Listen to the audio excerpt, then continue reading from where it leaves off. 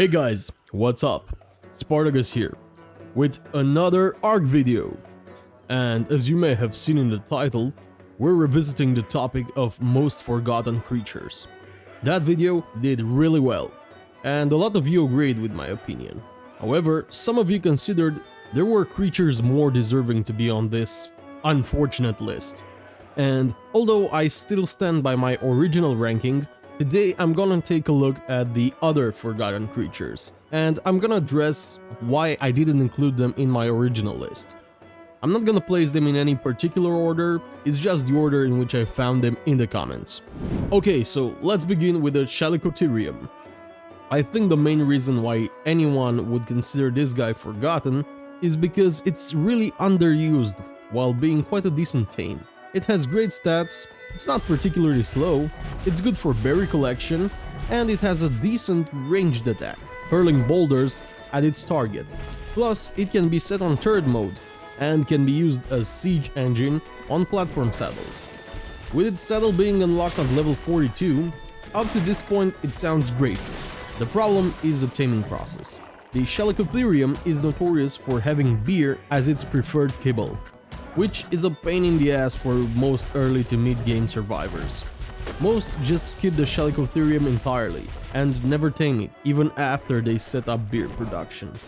I have to commend Wildcard for at least trying to make this creature a little bit different, with the taming process and the ranged attack. Otherwise, it would have been just another decent stat, good for collecting resources mid-tier mammal. Unfortunately, the taming method turned out to be a deal breaker for most Arc players. Thus, the Chalicotherium became an underdog. However, underutilized doesn't mean forgotten. The Chalicotherium is a fairly common sight on most maps, and most players at some point wanted to tame one, but were disappointed. And this type of disappointment isn't so easily forgotten. Next, we have the Dimetrodon. In a similar fashion to the Diplodocus, the living incubator is a creature usually found in the swamp, which makes it quite dangerous to tame. However, its stats are okay, and they will actually fight back if attacked, so they are much easier to find than the salamander. Once again, the taming process is the problem, due to having twice as much torpor as health and an insane torpor depletion rate. The wiki states that in order to tame a level 150 Dimetrodon, you will need 34 Trank Darts and 217 narcotics to finish the taming process, if you're using kibble. If you're using something like raw meat, you would need a whopping 1585 narcotics. I'm taking this data with a grain of salt, as I don't know how efficient the narcotics were used for keeping the beast asleep. But let's say this is correct, and we use kibble. That adds up to 319 narcotics and 136 metal ingots used to tame a Dimetrodon, plus the weapon's durability. All of this for a mobile AC unit, which is a way smaller resource investment. You can clearly see why the Dimetrodon is underused. But once again, underused doesn't equal forgotten, as it is fairly common in the swamps and has a unique look. Plus, I don't think anyone would forget this guy once they tried taming him. Keeping up with the lizard theme, the next forgotten creature is the Megalania. Okay, this one does make a little bit more sense, as it is a hard to find creature that usually spawns only in some caves. This makes the interaction with it quite rare, unless you're playing a map like Ragnarok where you can find them on the beach. But it has two things that make it a desired creature. First, its climbing ability, being able to traverse any terrain. Inclined walls, vertical walls, and even ceilings. This ability can give a player a huge strategic advantage in closed spaces, since you can use weaponry on the back of a Megalania. The second thing that makes a Megalania desirable is the fact that you need to either kill or tame one in order to get Megalania Toxin, an item used as tribute to summon bosses. So yeah, I don't think the forgotten label quite suits the Megalania. Next up is the Dimorphodon, this little annoying flyer. The Dimorphodon has a great combat potential, especially for PvP. Why? Well, it prefers to attack players rather than their mounts. Especially in a group, they can take down players even before they realized that they're the one that's being focused, not the mount that they're using. Their small hitbox and their attack pattern makes them hard to kill, especially for creatures with bad vertical AoE or creatures that can't jump. They can even be used to kill alphas in a pack. Again, this is a fairly common creature that you usually don't forget after your first encounter, especially if that encounter went bad and that memory now lives rent-free in your head. The next one is the ugly duck, or goose. It's up for debate. The Hesperonis.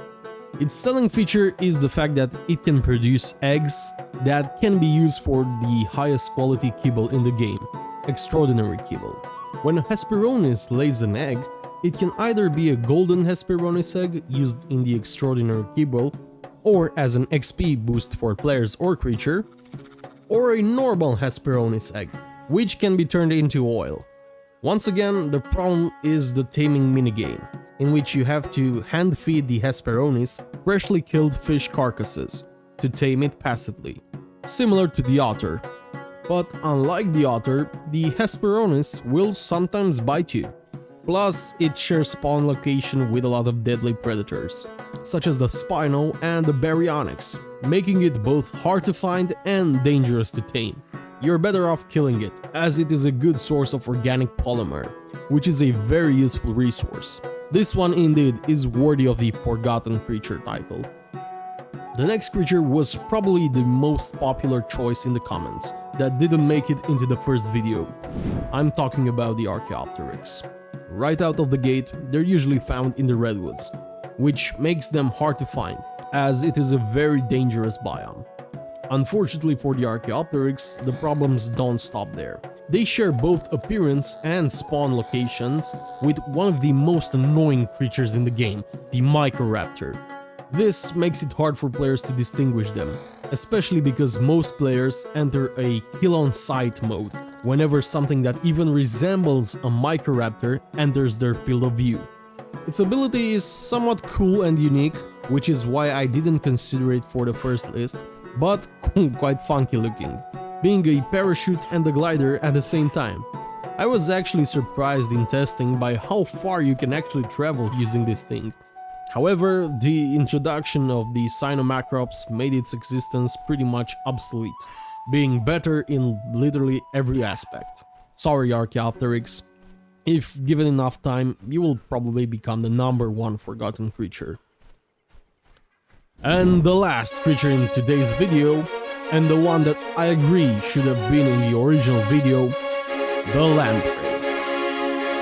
The only reasons why this thing did not feature in that video is because I only found out about it a few weeks prior to making that video.